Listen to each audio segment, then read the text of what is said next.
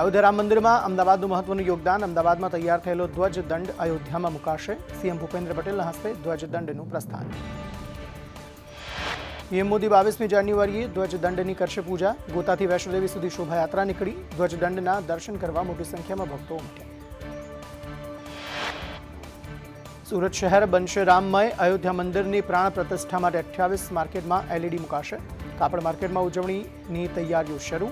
50,000 લોકો માટે કરાશે ભોજનની વ્યવસ્થા.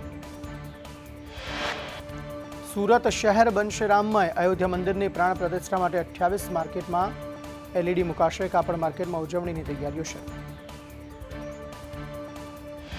સુરતમાં હવે લગ્ન પ્રસંગમાં પણ છવાયો રામ મંદિરનો ક્રેઝ. એનઆરઆઈ પરિવારના લગ્ન પ્રસંગમાં 65 લોકોએ હાથમાં જય શ્રી રામ અને સીતા લખેલી મહેંદી મૂકી. અયોધ્યા મંદિરના મહંત કમલ નયનદાસજી રાજકોટમાં. મહંતે કહ્યું, અયોધ્યામાં હિન્દુઓ માટે મહાપર્વ. 17 થી 22 સુધી ઉત્સવ. અદ્ભુત કાર્યક્રમ. રાજકોટમાં પણ 5 દિવસીય અદ્ભુત આયોજન. સમગ્ર શહેર અને દેશ વિદેશ રામમય બની જશે. કાશી જ્ઞાનવાપી ઉપર પણ વિજય થશે. દેશના ભાગલા દુર્ભાગ્યની વાત છે. એક તરફ સંવિધાન છે અને બીજી તરફ શરિયત, જેની જનસંખ્યા સતત વધી રહી છે, તેને સવાલ. ધારા 30ને લઈને સમય આવ્યો. હવે ધારા 30ને લઈ નિર્ણય લેવામાં આવે. કલમ મુજબ કુરાન બાઇબલ ભણાવી શકો છો, ગીતા નહીં.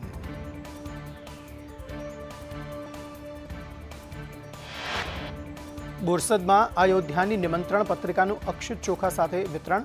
વિશ્વ હિન્દુ પરિષદ અને બજરંગ દળ પ્રખંડના સ્વયંસેવકોએ ઘરે ઘરે જઈ વિતરણ કર્યું. જય શ્રી રામના જયઘોષ સાથે આમંત્રણ પત્રિકાનું વિતરણ. અયોધ્યામાં રામ મંદિરની પ્રતિષ્ઠાને લઈને અક્ષત બોર્ડર વિસ્તારના ગામડાઓમાં પહોંચ્યા. બનાસકાંઠાની ધાનેરા વાછીલ બોર્ડર પર લોકોએ ધામધૂમથી કર્યું સ્વાગત. જય શ્રી રામના નાદ સાથે લોકો ઝૂમી ઉઠ્યા. રામલલ્લાના ભવ્ય મંદિરની પ્રાણ પ્રતિષ્ઠા માટે વડતાલ સ્વામિનારાયણ મંદિરને મળ્યું આમંત્રણ.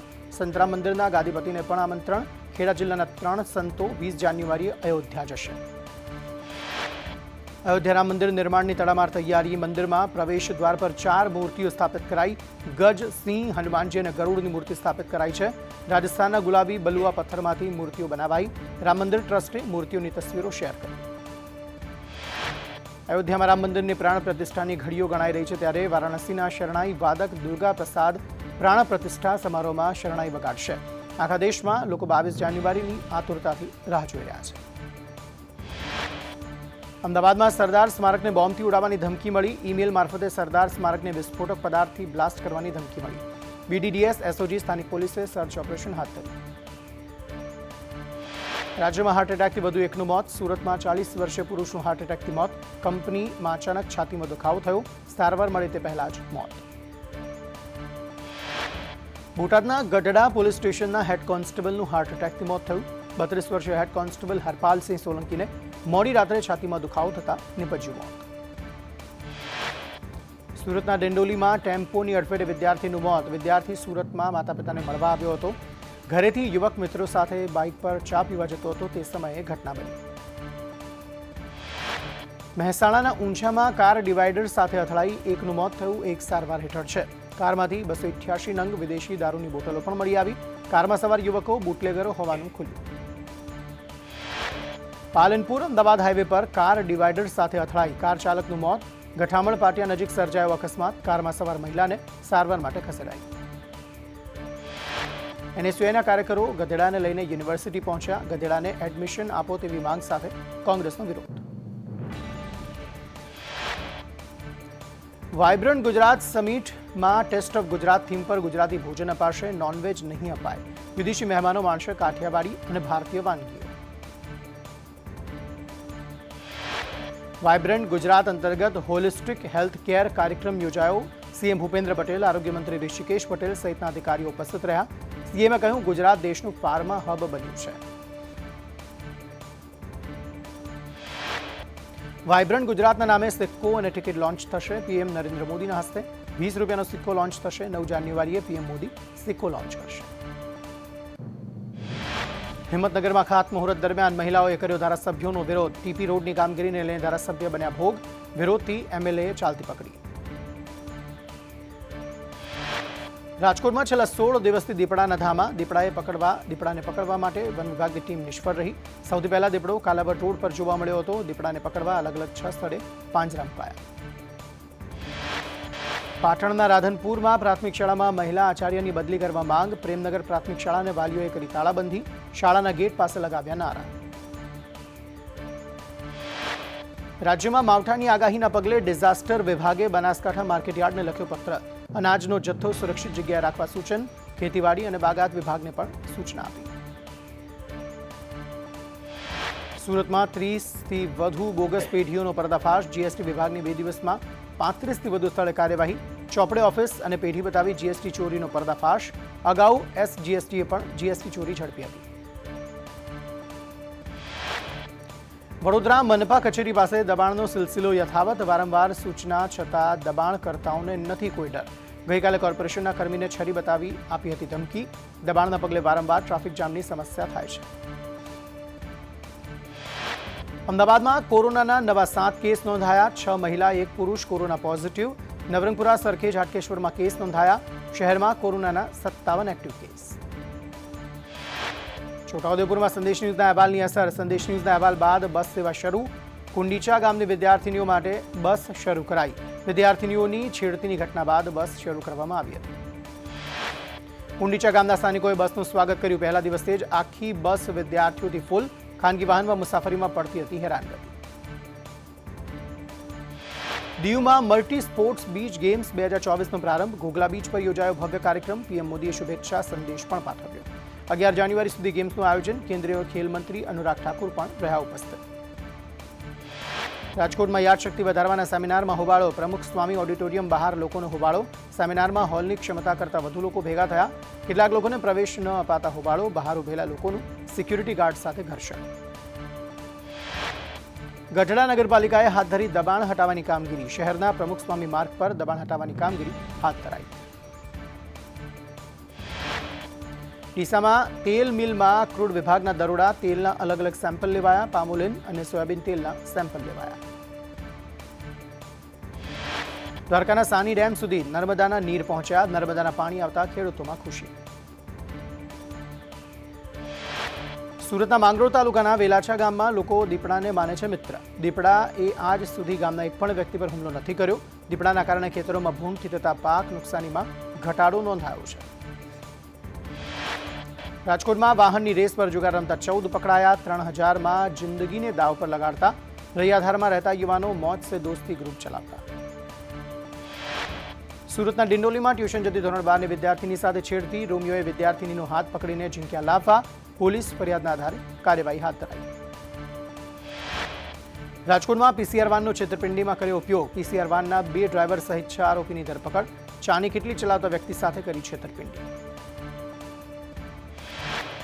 વેરાવળમાં કરોડોના ગોલ્ડ લોન કૌભાંડ મુદ્દે તપાસ તેજ. પોલીસે વધુ એક આરોપીની ધરપકડ કરી. ખાનગી બેંકના 3 કર્મચારીઓએ કરોડોનો ચૂનો લગાવ્યો. સુરતમાં ઓનલાઈન સટ્ટા રેકેટનો પર્દાફાશ. કાપડના વેપારી મહેશ ઠક્કરની ધરપકડ. ટેક્સટાઇલ માર્કેટમાં ચલાવતો હતો સટ્ટા રેકેટ. પોલીસે મુંબઈના 3 સટોડિયાઓને વોન્ટેડ જાહેર કર્યા. બાંગ્લાદેશથી ફેક કરન્સી ભારતમાં ઘુસાડનાર સુમિત વર્માની સુરતની ધરપકડ. 7 વર્ષથી સુમિત વર્મા પોલીસ ચોપડે હતો વોન્ટેડ. બાંગ્લાદેશ બોર્ડર પર નકલી નોટ છાપી ભારતમાં ઘુસાડતા. જૂનાગઢના બગડુ ગામે એલસીબીએ સીસીટીવીના આધારે 6.20 લાખની ચોરી કરનાર મહિલાને ઝડપી. આરોપી મહિલા એ 11 જિલ્લામાં ચોરી કર્યાનું ખુલ્યું. ભિક્ષાવૃત્તિની આડમાં કરતી હતી ચોરી. કચ્છમાં સમરસ હોસ્ટેલમાં આરોગ્ય સાથે ચેડા બદલ કાર્યવાહી. ભોજન કોન્ટ્રાક્ટર ચામુંડા કેટરર્સ સામે નોંધાઈ ફરિયાદ. મંત્રીના પ્રવાસ સમયે હોસ્ટેલમાં વાસી શાકભાજી મળી હતી. રાજુલામાં ગુમ થયેલ યુવકની લાશ મળી આવતા ચકચાર. ધાતરવડી ડેમમાંથી મૃતદેહ બહાર કઢાયો. બંગાળના નોર્થ 24 પરગનામાં ઈડીની ટીમ પર હુમલો. 200થી વધુ લોકોએ હુમલો કર્યો. ટીએમસી નેતા શાહજહાં શેખના ઘરે ગઈ હતી ઈડીની ટીમ. હરિયાણાના પૂર્વ ધારાસભ્યના ઘરે ઈડીના દરોડા. દિલબાગસિંહના ઘરેથી 5 કરોડની કેશ, 5 કિલો સોનું જપ્ત. ગેરકાયદે વિદેશી હથિયાર અને 300 જીવતા કારતૂસ પણ મળી આવ્યા. દિલ્હીના મુખ્યમંત્રી અરવિંદ કેજરીવાલને ઈડી ચોથું સમન્સ પાઠવી શકે છે. કેજરીવાલે એજન્સી સમક્ષ હાજર થવાનો ઇનકાર કર્યો છે. મુખ્યમંત્રી અરવિંદ કેજરીવાલની ધરપકડને લઈ આપ અને બીજેપી વચ્ચે ઘર્ષણ સતત યથાવત. મહારાષ્ટ્ર સરકારે જૂની પેન્શન યોજના લાગુ કરવાનો લીધો નિર્ણય. 2005 બાદ લાગેલા 26,000 કર્મચારીઓને લાભ મળશે. 6 મહિનાની અંદર પસંદગી કરવાની રહેશે. મહારાષ્ટ્રમાં જૂની પેન્શન યોજનાની ચાલી રહી હતી માંગ. જમ્મુ કાશ્મીરના શોપિયામાં 2 આતંકવાદીઓની ઘેરાબંધી. આતંકવાદીઓ અને આર્મી વચ્ચે એન્કાઉન્ટર શરૂ. સ્થાનિક પોલીસ અને સીઆરપીએફે સંભાળ્યો મોરચો. સમગ્ર વિસ્તારને કોર્ડન કરવામાં આવ્યો. ગૌતમ અદાણી બન્યા એશિયાના સૌથી ધનવાન વ્યક્તિ. મુકેશ અંબાણીને પણ પાછળ પાડ્યા ગૌતમ અદાણીએ. અદાણીની નેટવર્થ $7.6 અબજ વધી. રાજસ્થાનના જયપુરમાં ડીજીપી આઈજી કોન્ફરન્સનું આયોજન. 3 દિવસીય સંમેલનનો આજથી પ્રારંભ. કેન્દ્રીય ગૃહમંત્રી અમિત શાહ, અજીત ડોભાલ હાજર. પીએમ મોદી 6 અને 7 જાન્યુઆરીએ રહેશે ઉપસ્થિત. જયપુરમાં ડીજીપી આઈજી કોન્ફરન્સને પીએમ મોદી સંબોધિત કરશે. રાષ્ટ્રીય સુરક્ષાના મુદ્દાઓને લઈને ચર્ચા થશે. સાયબર ક્રાઇમ, આતંકવાદ મુદ્દે ચર્ચા થશે. તેમજ નવા કાયદા અને જોગવાઈઓ મુદ્દે ચર્ચા થશે. ઓનલાઈન પેમેન્ટની મર્યાદામાં વધારો થશે. હોસ્પિટલનું બિલ ભરવું હશે તો 5 લાખ ટ્રાન્સફર થઈ શકશે. શૈક્ષણિક સંસ્થાને 5 લાખનું યુપીઆઈ પેમેન્ટ કરી શકાશે. અત્યાર સુધી 1 લાખથી વધુ ટ્રાન્સફર થતા નહોતા. 10 જાન્યુઆરીથી આ નિયમ લાગુ થશે. જ્ઞાનવાપી સર્વેની રિપોર્ટ જાહેર કરવાને લઈ વારાણસી કોર્ટનો ફેસલો. ગુરુવારે ફેસલો 1 દિવસ માટે ટળી ગયો હતો. 26 જાન્યુઆરીની પરેડ પહેલા ઉપરાષ્ટ્રપતિ Jagdeep Dhankhar Delhi NCC Republic Day કેમ્પની મુલાકાત કરશે. એનસીસી કેડેટની પરેડ નિરીક્ષણ અને સંવાદ કરશે. ભાજપ અધ્યક્ષ જેપી નડ્ડા હિમાચલની મુલાકાતે. સોલનમાં રોડ શો. લોકસભા ચૂંટણીને લઈને બેઠકોનો દોર શરૂ. બિહારના deputy CM Tejashwi Yadav ઈડીની notice પર દિલ્હી ઉપસ્થિત રહેશે. અગાઉની તેજસ્વી આવી શક્યા ન હતા. સોમાલિયાના દરિયાકાંઠે વધુ એક શિપ હાઇજેક કરાયું. લાઇબેરિયન ધ્વજ સાથેના એમવી લીલા નાર્ફોક શિપને હાઇજેક કરાયું. શિપમાં 15 ભારતીય ક્રૂ મેમ્બર્સ સવાર. ભારતીય નૌકાદળ સક્રિય બન્યું. અમેરિકાના કેલિફોર્નિયાના હેવર્ડ સ્થિત મંદિર પર હુમલો. મંદિરમાં ખાલિસ્તાન જિંદાબાદના નારા લખ્યા. 15 દિવસમાં અમેરિકામાં હિન્દુ મંદિર પર બીજો હુમલો. રાજ્યમાં કડકડતી ઠંડીનો ચમકારો યથાવત. સતત 3જા દિવસે રાજ્યમાં હાડ થીજવતી ઠંડી.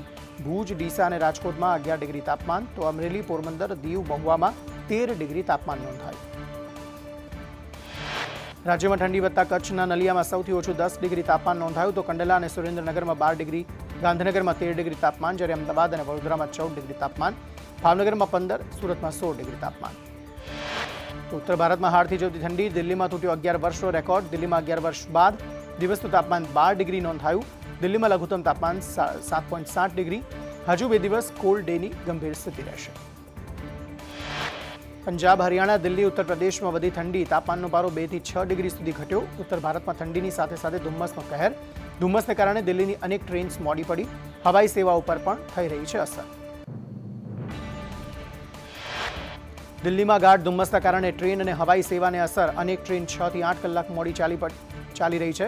બુધવારે 75 ટ્રેન સમય કરતાં મોડી ચાલતી હતી. અનેક ટ્રેન સમયમાં પણ ફેરફાર કરાયો હતો. રાજ્યમાં 8 થી 10 જાન્યુઆરી વચ્ચે માવઠાની આગાહી. અરબ સાગરમાં ટર્ફના કારણે વરસાદની આગાહી. સૌરાષ્ટ્ર અને દક્ષિણ ગુજરાતમાં વરસાદની સંભાવના. ઉત્તર ગુજરાતમાં પણ માવઠાની હવામાન વિભાગની આગાહી. 8 જાન્યુઆરીએ દક્ષિણ ગુજરાતમાં વરસાદની શક્યતા. નવસારી, વલસાડ, ડાંગ, દમણમાં કમોસમી વરસાદની સંભાવના. સૌરાષ્ટ્રમાં જૂનાગઢ, ગીર સોમનાથ અને દીવમાં પણ વરસાદની શક્યતા. 9મી જાન્યુઆરીએ ઉત્તર અને મધ્ય ગુજરાતમાં માવઠાની શક્યતા. બનાસકાંઠા, સાબરકાંઠા, અરવલ્લી, મહીસાગરમાં માવઠાની આગાહી. તેમજ રાજકોટ, અમરેલી, જૂનાગઢમાં પણ કમોસમી વરસાદની સંભાવના.